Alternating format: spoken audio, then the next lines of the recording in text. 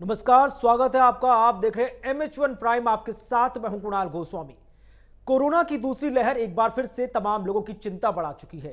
पिछले 24 घंटे की ही बात की जाए तो 81,000 से ज्यादा मामले सामने आए, जबकि लगभग 450 से ज्यादा लोगों ने पिछले 24 घंटे के दौरान अपनी जान गंवा दी। कोरोना की दूसरी लहर जिस तरह से चिंता का सबब बनी हुई है, एक बार फिर से केंद्र के साथ साथ राज्य सरकार भी चिंतित नजर आ रही है और बैठकों का सिलसिला जारी है। लेकिन सबसे ज्यादा जो निगाहें हैं वो है महाराष्ट्र पर। महाराष्ट्र में कोरोना के संक्रमण के मामले जिस गति से बढ़ रहे हैं, प्रदेश सरकार चिंतित है और एक के बाद एक कई क्षेत्रों में लॉकडाउन की स्थिति सामने आ रही है। इसी पर चर्चा करने के लिए हमारे साथ सामाजिक कार्यकर्ता अरुण शुक्ला मुंबई से जुड़े हैं। अरुण जी, स्वागत है आपका। लगातार जिस तरह से कोरोना के मामले महाराष्ट्र में देखे जा रहे हैं, हर किसी के लिए चिंता सबसे ज्यादा है, क्योंकि महाराष्ट्र देश की आर्थिक राजधानी है। अब आर्थिक राजधानी की ये स्थिति है, जिस तरह से मुंबई की अगर बात की जाए तो किस तरह के हालात हैं, क्योंकि आप बखूबी वहां ग्राउंड जीरो पर काम कर रहे हैं। जी बिल्कुल, नमस्कार कुणाल जी। मुंबई की हालत इस वक्त कोरोना को लेकर कुछ इस प्रकार है कि जैसे लोगों में जागरूकता पहले की जैसे नहीं दिख रही है। लोगों में वो जो डर था कोरोना को लेकर वो अभी उतना नहीं दिखा जा रहा है। लोग मास्क नहीं पहनना चाहते हैं, सोशल डिस्टेंसिंग यहाँ फॉलो नहीं हो पाती, जिसकी वजह से मतलब आप इतना समझ सकते हैं कि कोरोना जो संक्रमण होने का दर है वो बढ़े जा रहा है। और सरकार प्रबंधन मतलब अपने तरफ से पूरा प्रयास करती है कि मतलब लोगों में सोशल डिस्टेंसिंग मेंटेन करवाई जाए। मास्क पहनने के लिए जगह जगह पे आपके यहाँ पे म्युनिसिपल कॉर्पोरेशन वाले होते हैं, वो लोग फाइन कर रहे हैं या फिर वो लोग आपको चेतावनी दे रहे हैं किसी भी तरीके से। इवन पुलिस प्रबंधक भी गाड़ियों की निगरानी कर रहे हैं कि मतलब अगर आप कार में हैं तो मतलब मोर देन 4 पीपल ना रहे, 4 से अधिक लोग ना रहे कार में, या फिर अगर कोई बैठा है तो मास्क पहने रहे। बाइक से भी अगर आप ट्रैवल कर रहे हैं हेलमेट के साथ मास्क हो, या पीछे जो बैठा है वो भी मास्क के साथ रहे। सरकार अपनी तरफ से अपनी पूरी तरह मतलब वो कर रही है, प्रयास कर रही है कि मतलब रोक सके। लेकिन लोगों में जो जागरूकता है वो उतनी नहीं दिख रही। ना तो पिछली बार जैसा जो खौफ था, जो स्टेज 1 था कोरोना का, वैसा वाला किसी के अंदर डर नहीं दिख रहा है। जी, लेकिन लगातार जिस तरह से बात की जा रही है, केंद्र के साथ साथ प्रदेश की सरकार भी ये बात कह रही है कि लोग थोड़े लापरवाह हुए हैं। लोगों को लगने लगा है कि कोरोना संक्रमण अब धीरे धीरे जा रहा है, लेकिन जिस गति से बढ़ रहा है उसके प्रति लोग सचेत नजर नहीं आ रहे। SMS फॉर्मूले की लगातार हम बात करते हैं, सोशल डिस्टेंस, मास्क और सैनिटाइजेशन, उस पर भी काम नहीं हो रहा। लोग खुद ही लापरवाह हैं। जी बिल्कुल, क्यों नहीं है लापरवाह। जैसे कि आप बहुत सारी चीजें हैं जिसको आप अवॉइड भी कर सकते हैं, जिसके लिए मतलब आप जैसे आप सोशल डिस्टेंसिंग कुछ इस प्रकार से अवॉइड कर सकते हैं। आप नीचे ना जाएं, आप बहुत सारी चीजें ऑनलाइन ऑर्डर कर सकते हैं, सब्जियों से लेके फल। आप मेट्रो सिटी में रह रहे हैं, आपके यहाँ पे हर एक घर में पहुंचा के सारे सामान आ जा रहे हैं। कुछ सामाजिक कार्यकर्ता अगर आप उनसे ऑर्डर कीजिए तो वो भी आपको राशन पानी तक आपको घर पे लाके दे रहे हैं, लेकिन लोग उसे फॉलो नहीं करना चाहते। लोग फिर भी कभी कभार कुछ एजुकेटेड लोग भी ऐसे देखा जाते हैं जो वीकेंड एंजॉय करने के लिए वो नीचे उतर जाते हैं, वो कहीं घूमने चले जा रहे हैं, जो कि ये संक्रमण बढ़ाने का एक तरीका होता है। बहुत सारे जन असिम्प्टोमेटिक भी होते हैं, जिनको पता ही नहीं होता कि उनको कोरोना है, और स्टिल वो लोगों में मिलते हैं। वो लोगों के साथ मतलब घुल मिल जाता है। कभी यहाँ सोशल गैदरिंग कर रहे हैं, कहीं पार्टी कर रहे हैं, कहीं किसी का बर्थडे है, शादी है, ओकेजन है, किसी भी जगह चले जाते हैं। वो कितने हद तक बढ़ा सकते हैं, सैकड़ों में बढ़ते हैं, सब आंकड़े तो आपको भी पता है। लेकिन वो चीजें हैं जो कुछ मतलब जो एजुकेटेड लोग हैं स्पेशली, वो लोग में अवेयरनेस होनी चाहिए। ना कि सिर्फ अवेयरनेस होनी चाहिए कि वो लोग दूसरों को और प्रोत्साहित करें कि इसको मतलब आप कम करवाओ, कैसे भी करके मतलब सोशल डिस्टेंसिंग अवॉइड करवाओ। नीचे उतरना अगर आपको जरूरी नहीं है, कुछ इंपॉर्टेंट सामान नहीं है, दवा हो गई, या फिर आपकी इमरजेंसी के लिए दूध हो गया, या फिर कुछ ऐसी इमरजेंसी वाली चीजें हैं, उसके लिए आप जा रहे हैं तो ठीक है। आप दिन में 4 चक्करें मार रहे हैं, नीचे आप 10-15 लोगों से मिल रहे हैं, आप उनके अंदर क्या पता आपको कोई सिम्प्टोमेटिक मिल जाए, कोई असिम्प्टोमेटिक मिल जाए। जी, लेकिन बड़ी बात है, अगर हम महाराष्ट्र के ही पुणे की अगर हम बात करें तो वहां पर भी लगातार मुंबई की तर्ज पर कोरोना के मामले बढ़ रहे हैं। नाइट कर्फ्यू की बात सामने आई है पुणे के, साथ ही साथ जो सार्वजनिक प्लेस हैं, सिनेमा हॉल हैं, इसके साथ साथ रेस्टोरेंट्स हैं, बार्स हैं, होटल्स हैं, इन सबको पूरी तरह से बंद करने की बात सरकार की तरफ से कही गई है। किस तरह से ये तमाम जो स्टेप्स हैं सरकार के, कोरोना संक्रमण को रोकने में काम कर सकते हैं? जैसे मैंने पहले भी आपसे कहा, सरकार अपनी तरफ से पूरा प्रयत्न कर रही है, लेकिन शाम के 6 से सुबह के 6 के बीच में अगर आप चाहो तो आप कई सारी चीजें बिना सरकार के कहीं भी आप अवॉइड कर सकते हैं। जी। जैसे मतलब आपको अगर जरूरत ना हो तो आप ना भी निकल सकते हैं, ये अवेयरनेस आपके अंदर रहनी चाहिए, राइट। और दूसरी चीज ऐसी आती है कि अगर शाम को 6 से लेकर सुबह के 6 के बीच में अगर आपकी कार्यशाला बंद है, तो कम से कम इतना तो प्रयास हो सकता है सरकार की तरफ से कि 100% में से 75% वो ला सकते हैं। 25% तक की तो जो कोरोना का संक्रमण है वो अपनी तरफ से रोक सकते हैं। प्लस जो सामाजिक कार्यक्रम रोके गए हैं, स्पेशली धार्मिक स्थल, मंदिर, मस्जिद वगैरह जो कुछ भी बंद करके रखे हैं, उन्होंने अपनी तरफ से अपना प्रॉपर प्रबंध कर रखा है। अब ये अवेयरनेस लोगों के अंदर होनी चाहिए कि उसको किस तरीके से फॉलो करना है। जी, लगातार इन तमाम चीजों पर भी काम करने की बात सामने आई है कि अब जो टीकाकरण अभियान है उसको तेज गति से बढ़ाया जाए। कुछ एक्सपर्ट्स ने सिफारिश की है कि 18 साल से ज्यादा उम्र के लोगों को भी टीका लगाया जाए, क्योंकि यूथ जनरेशन है वो बहुत ज्यादा गिरफ्त में सामने आ रही है। पुणे में भी ऐसी बात सामने आई है? हाँ जी, ऑफकोर्स पुणे में भी ऐसी बातें सामने आई। अगर यूथ को आप देंगे तो यूथ कैसा होता है, जैसे पहले एक कंडीशन हुआ करती थी कि आपके पापा होते हैं वो आपको गार्डन लेके जाते हैं, मंदिर लेके जाते हैं, या फिर आपको कोई शादी विवाह वाले स्थल पे लेके जाते हैं। अब आपका दौर आता है जब आप बड़े हो चुके हैं, आप अपने पेरेंट्स को लेके आपको ऐसे ही किसी नजदीकी कोविड सेंटर में आप जाके उसको कोविड वाली वैक्सीन लगवा दीजिए जी। तो आप जाएंगे, आपके साथ साथ आपके पेरेंट्स भी जाएंगे, तो अवेयरनेस भी बढ़ेगी। आपको देख के आपके पड़ोसी जाएंगे, पड़ोसियों को देख के और बढ़ते जाएंगे। मतलब उसी तरीके से आप एक तरीके से वैक्सीन आप लेके अपनी तरफ से सेफ हो सकते हैं, बट अवेयरनेस रखना आपके अंदर रहता है वो कि आप उसको कैसे हैंडल करते हैं अवेयरनेस। जी, लगातार कैबिनेट की एक के बाद एक मैराथन बैठक भी हो रही है। कहा जा रहा है कि मुख्यमंत्री उद्धव ठाकरे प्रदेश की जनता को संबोधित करेंगे। क्या कयास लगाए जा रहे हैं इस संबोधन में? जहां तक की आशा है कि आज शाम से लगभग वो एक न्यूज डिक्लेयर हो सकती है लॉकडाउन वाली वापस, जैसे कि अपने सीएम जी ने पहले ही कहा था, उद्धव जी ने, कि अगर जनता अवेयरनेस नहीं रखेगी तो उनको लॉकडाउन लाना एक उपचार बच जाएगा। ठीक है। और ये जैसे कि आप कह सकते हैं कि ब्रह्मास्त्र होता है, लास्ट वेपन आपके पास यही है कि आप लॉकडाउन लगवा दीजिए, पहले की तरह सारी चीजें वापस बंद हो जाएंगी। लेकिन फिर उससे वही दिक्कतें होगी, फाइनेंशियल लॉस लोगों को होना ज्यादा चालू हो जाएगा। तो उसका कैसा इंतजाम होने वाला है वो जो बैठक में डिस्कस हुई होगी वो तो वैसे अकॉर्डिंगली बताएंगे जी।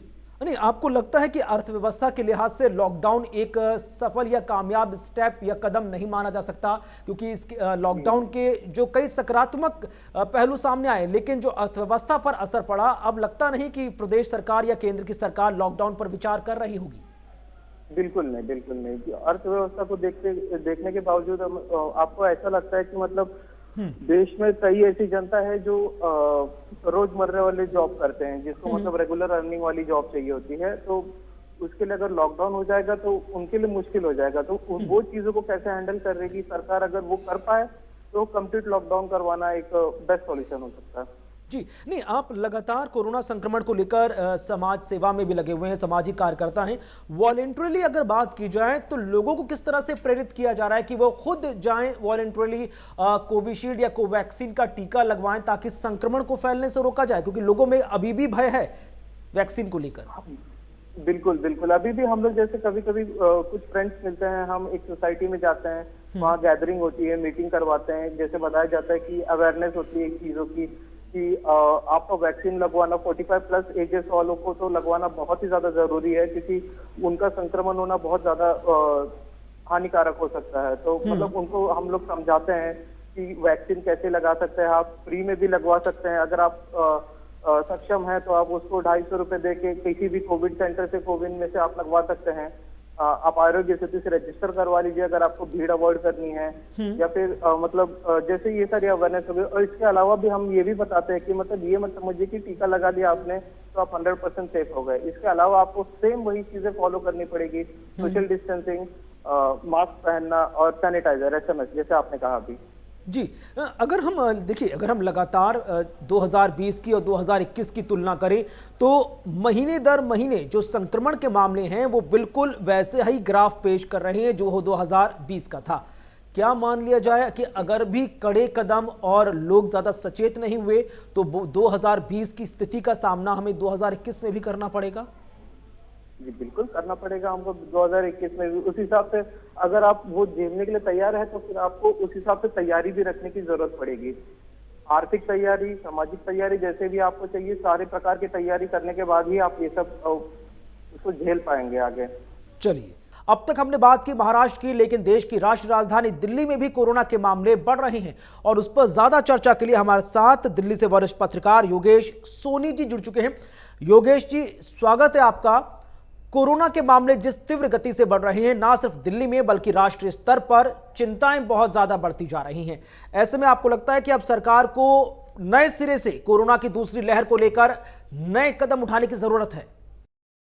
जी देखिए, निश्चित तौर पे जिस हिसाब से कोरोना ने दोबारा रिटर्न करा है, ये बेहद आश्चर्यचकित करने वाला मामला है। 1 वर्ष के बाद भी हम उससे ज्यादा भयावह स्थिति पे खड़े हैं। दरअसल समस्या अब क्या है कि पहले जब इसके विषय में जानकारी नहीं थी तो लोग इससे बहुत ज्यादा भयभीत थे, सरकारें भी डरी हुई थी, लेकिन आज भी इसका रूप उससे ज्यादा कहीं खतरनाक और कहीं भयभीत और कहीं परेशान करने वाला है। लेकिन यहाँ पर जनता से लेके और सरकारें इस बात की गंभीरता को नहीं समझ रही हैं, जिसकी वजह से तमाम समस्याओं का सामना करना पड़ सकता है और हालात पहले से ज्यादा बिल्कुल ठीक नहीं है। गाइडलाइंस का जो प्रयोग है, हम देशवासी, हमारे भारतवासियों की एक अद्भुत बात यह कि हम केवल डर से तो किसी जीवन को जी लेते हैं, जैसे डर से मास्क लगाना, डर से तमाम नियम कानून फॉलो करना, लेकिन हम यदि इन बातों को नॉर्मल प्रक्रिया में अपने जीवन में अगर उतार लें तो हम इससे कहीं ना कहीं बचाव की ओर जा सकते हैं। क्योंकि हमने देखा जो पहले कोरोना में जो लॉकडाउन लगा था उसमें सरकारों की या आम जन की स्थिति, देश की स्थिति क्या हो गई थी, पूरे विश्व की स्थिति चिंताजनक थी, लेकिन हमारे यहाँ स्थिति कुछ ज्यादा भयावह, आर्थिक तौर पे ज्यादा भयावह हो गई थी। तो इसका अर्थ ये नहीं है कि आप जो है लापरवाह हो जाओ या बाकी काम करने लगो। देखिए, किसी भी चीज का जब एक बार डर खुल जाता है तो वो कहीं ना कहीं उससे आदमी उसकी चिंता करना छोड़ देता है। लेकिन आज स्थिति पहले से ज्यादा डरने की, सतर्क रहने की, सुरक्षित रहने की है। तो सरकारों के साथ यहाँ पर लोगों को भी, जनता को भी ध्यान देना होगा कि लोग पहले से संवेदन तरीके से जीवन को जिए, सुरक्षा के मानक को तैयार रखें, सैनिटाइज, मास्क, बाकी अन्य जितने नियम कानून है कोरोना को लेकर वो पूर्ण रूप से निभाएं। जी योगेश जी, एक्सपर्ट्स का यह मानना है कि सरकार अपने तरफ से सारे कदम उठा चुकी है। अस्पतालों में भी तमाम तरह के प्रबंध हैं, अब लोगों को वैक्सीन भी दी जा रही है, लेकिन अब जो पूरी जिम्मेदारी है कोरोना संक्रमण को रोकने की, वो आम लोगों पर है कि वो सोशल डिस्टेंस का इस्तेमाल करें, मास्क यूज करें और सैनिटाइज करते रहें। आपको लगता है कि अब टोटल रिस्पॉन्सिबिलिटी है वो देश के नागरिकों पर है इस पूरी बीमारी से लड़ने की? देखिए, अगर हम सरकारों की बात करें तो सरकारों ने हमें इतना बता दिया, इतना सिखा दिया कि कोरोना काल में आपको कैसे जीना है। यदि हमने पहले देखा कि कोरोना में जो स्थिति थी उससे हमें पहले नियम कानून तमाम चीजों की जानकारी नहीं, लेकिन जब लॉकडाउन या पहले कोरोना हुआ हम धीरे धीरे उससे सीख गए। लेकिन आज जो है यहाँ इस बात में कोई दो राय नहीं है कि देखिए, या तो फिर स्थिति ये आ जाती है कि पहले की तरह पूर्ण रूप से लॉकडाउन लगा जाए, लेकिन इस लॉकडाउन को लगाने के लिए ना तो सरकार तैयार है ना ही जनता तैयार है। चूंकि हमने देखा जहां अभी हाल ही में भी जैसे महाराष्ट्र के अमरावती में या तमाम जगह जो लॉकडाउन लग रहे हैं, 2-4 जगह ऐसी 10 जगह आ चुकी है, चिन्हित हो चुकी है जहां पर ऐसे लॉकडाउन लग रहे हैं, तो वहां पर स्थिति जो है ना आर्थिक तौर पर फिर कमजोर हो जाती है। तो यहाँ पर जनता को भी समझने की जरूरत है। देखिए, हम आम वैसे नॉर्मल तरीके से समझने वाले लोग हैं नहीं। जब तक सरकार का डंडा, ये जिसको कहते हैं शासन प्रशासन की ओर से कड़ी गाइडलाइन नहीं आएगी, तब तक हम इस बात को कहीं भी समझने को तैयार नहीं है। लेकिन मेरा मानना यह है कि आपके चैनल ने बड़ा अच्छा मुद्दा उठाया, यहाँ पर जनता को भी स्वयं सुरक्षित रहने की जरूरत है, क्योंकि अगर ऐसा नहीं होता है तो इस बार स्थिति जो दूसरा चरण है वो कहीं ना कहीं भयावह साबित हो सकता है। लगातार एक के बाद एक तमाम जो प्रदेश सरकारें कदम उठा रही हैं, लोग चिंतित हैं लॉकडाउन को लेकर। छत्तीसगढ़ के दुर्ग में संपूर्ण लॉकडाउन लगाया गया। मध्य प्रदेश के 4 ऐसे जिले हैं जहां पर नाइट कर्फ्यू की बात सामने आई है। पुणे की स्थिति किसी से छिपी नहीं है। आपको लगता है कि धीरे धीरे तमाम जो प्रदेश सरकारें कदम उठा रही हैं वो 2020 की याद दिला रहा है? देखिए, निश्चित तौर पे जहां पर स्थिति एकदम गंभीर हुई है और वहां पर चाहे महाराष्ट्र में या मध्य प्रदेश में या अन्य तमाम जगह जहां धीरे धीरे लॉकडाउन लग रहा है, वहां पर इस स्थिति को हमें समझना चाहिए कि ऐसी स्थिति यदि हमारे राज्य या हमारे इलाके में आ जाए तो क्या होगा।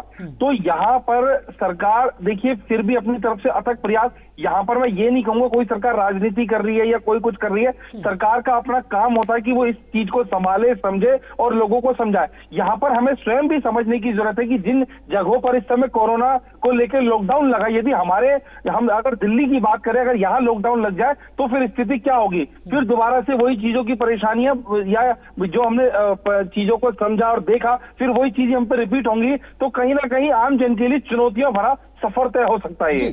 पुणे का एग्जाम्पल सबके सामने आ रहा है, जहां पर कहा जा रहा है कि 18 साल से ज्यादा उम्र के लोगों को वैक्सीन लगाने की बात सामने आई है। आपको लगता है कि अब टीकाकरण अभियान को और तेज गति और धार देने की जरूरत है, और जो आयु वर्ग का दायरा है उसे हटाने की भी जरूरत है, ताकि ज्यादा से ज्यादा लोग वैक्सीन लगवा सकें?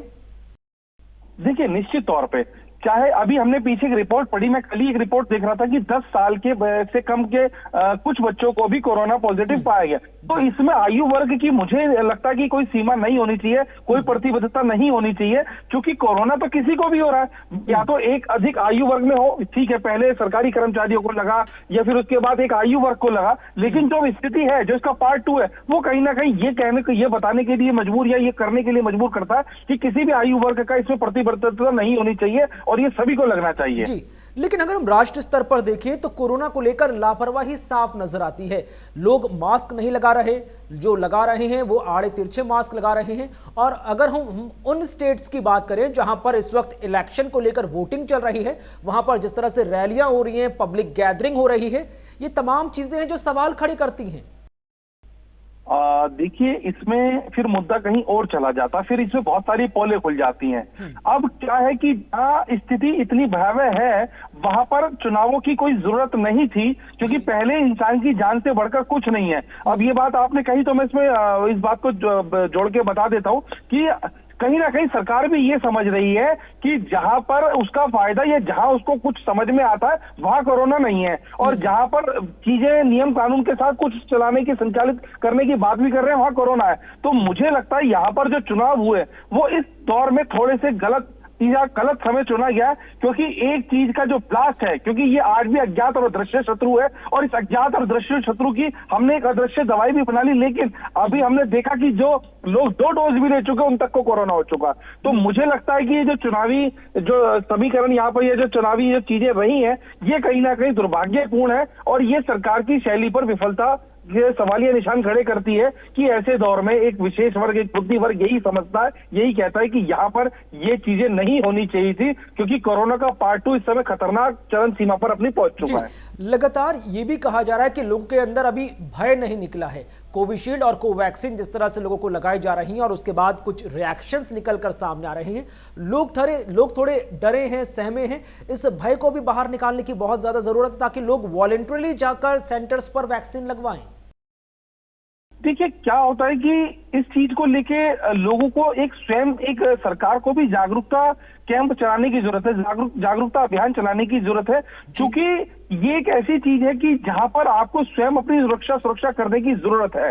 जैसे ही कोई चीजें सामने हमारे आती हैं तो हम उसी से निपटने की बात करते हैं। अगर आपके मोहल्ले परिवार या आपको हो जाए तो आप एकदम सतर्क और सचेत हो जाते हैं। हमारे पास तमाम हजारों उदाहरण है कि जहां पर लोगों को हमने देखा कि उनकी वजह से जो बाकी लोग परेशान हुए, फिर वो सतर्क हुए, फिर वो दवाई लगाने जा रहे हैं। तो मुझे लगता है कि यहाँ पर सरकार को जो कर रही है उसमें थोड़े से बदलाव के साथ कुछ जरूरत है कि वो सेक्शन ऑफ प्लान को थोड़ा मजबूत करके एक ऐसा वो बना दे कि वैक्सीनेशन जो है जल्दी लगता रहे और अधिक से अधिक लोगों को लगता रहे। तो ऐसी कुछ प्रक्रिया की यहाँ सरकार को जरूरत है। जी, दिल्ली की अगर हम मुख्य रूप से बात करें तो पिछले साल मुख्यमंत्री अरविंद केजरीवाल का एक स्टेटमेंट याद आता है कि कोरोना जल्दी नहीं जाने वाला और इसके कारगर उपाय या इससे सावधानी को लेकर हमें समय समय पर कदम उठाने होंगे, लिहाजा कोरोना के साथ जीना हमको सीखना होगा। लेकिन अब मामले जिस तरह से बढ़ रहे हैं, लोग जिस तरह से लापरवाह हैं, लगता नहीं कि इतना आसान है इस बीमारी के साथ जी पाना। देखिए, कोरोना को लेके ये बात मैं अरविंद केजरीवाल से सहमत हूं। उनके कहने का अर्थ ये था कि कोरोना को के साथ जीने का मतलब ये हुआ कि ये कोरोना है, ये कब खत्म होगा हमें नहीं पता। हमने केवल बातों में इसको बढ़ाया और बातों में खत्म करा, लेकिन जो भी इसकी भयावह स्थिति या जो भी इसकी खतरनाक स्थिति है वो जस की तस है। हम ये नहीं कह रहे, हम एक बात को मैंने भी आपके चैनल पे बोला कि कोरोना जो है वो दोबारा उसको वो आ गया है, उसका पार्ट 2 आ गया, लेकिन कोरोना खत्म ही कब हुआ था? मुझे लगता है उसकी रफ्तार को हमने अपनी बातों से बढ़ाया और बातों से घटाया, क्योंकि जब हमारी यह सरकार की औकातें खत्म हो गई, आर्थिक तौर पे जब हम कमजोर पड़ गए, वहां पर हमने इसको कम करके, बातें करके, इसके केस कम करके हमने बताया और हम आगे चल पड़े जीवन में। क्योंकि देखिए, अगर आपने एक बात नोट करी है, जब स्थिति इतनी बिगड़ चुकी थी तो वहां पर पहली बार सरकार को शराब के ठेके खोलने की जरूरत पड़ी, वहां पर टैक्सेस की इतनी जो मारामारी हो गई थी, राजस्व में इतनी दिक्कतें हो गई थी। तो मुझे ऐसा लगता है कि आज जो है इसमें एक नई नई नीति के साथ, नए समीकरणों के साथ एक चीजों को लागू करने की जरूरत है। और यहाँ पर जरा सा भी हल्का लिया जाएगा तो फिर से वही स्थिति आ जाएगी। आज लोग सैनिटाइज नहीं खरीदते, आज लोग मास्क लगा रहे हैं तो केवल डर के लगा रहे हैं। मैं अभी एक दौरे पर था तो मैंने देखा कि वहां पर केवल कुछ महानगरों या जैसे दिल्ली, मुंबई या तमाम ये 2-4 महानगरों के अलावा बाकी लोग मास्क लगाते नहीं। अगर कोई मास्क लगाता तो हंसते हैं। मैं उत्तर प्रदेश के शामली में एक खबर पे मैं गया था तो मैंने वहां देखा कि वहां पर लोग, एक बंदा भी मास्क लगा रहा, मेरे कैमरामैन ने मास्क लगा रहा, तो हमें लोग देख के हंस रहे हैं। तो आज भी स्थिति केवल जहां मीडिया या जहां लोग सक्रिय हैं वहां पर है, अदरवाइज तो लोग बिल्कुल भी इसका भय नहीं मान रहे और बिल्कुल इसको सीरियसली नहीं ले रहे हैं। आपको लगता है क्योंकि लोग तो लापरवाह हुए ही हैं कोरोना को लेकर, मास्क सही से नहीं लगा रहे, सोशल डिस्टेंस का पालन नहीं हो रहा, सैनिटाइजेशन प्रॉपर नहीं हो रहा और सरकार लॉकडाउन लगाने की स्थिति में नहीं है क्योंकि अर्थव्यवस्था वैसे ही पटरी से उतरी हुई है। ऐसे में बीच का क्या रास्ता निकाला जाए? देखिए, बीच का रास्ता तो यही है कि आप सावधान रहिए, रक्षित रहिए, सुरक्षित रहिए, तमाम नियम कानून को फॉलो कीजिए। आप पहले वैसी तर्ज पे जीवन जिए जैसे लॉकडाउन चल रहा था तो बच जाएंगे। यदि हालात बद से बदतर हो गई तो निश्चित तौर पे इसका खामियाजा बड़े स्तर पे भुगतना सकता है। बहुत सीधी सी बात है, आपकी जान, आपकी जो सुरक्षा है वो आपके हवाले है, वो किसी दूसरे के हवाले नहीं है। तो आप कैसे स्वयं अपने आप को बचा सकते हैं, अपने परिवार को बचा सकते हैं, अपने समाज को बचा सकते हैं, ये आपके हाथ में। बहुत बहुत शुक्रिया योगेश सोनी जी हमारे साथ जुड़ने के लिए और इस पूरे विषय पर विस्तार से पूरी चर्चा करने के लिए। तो लगातार सोशल डिस्टेंस, मास्क और सैनिटाइजेशन का इस्तेमाल करके ही हम इस कोरोना संक्रमण से बच सकते हैं, अन्यथा कोरोना की दूसरी लहर पहली लहर से भी भारी हम लोगों पर पड़ सकती है।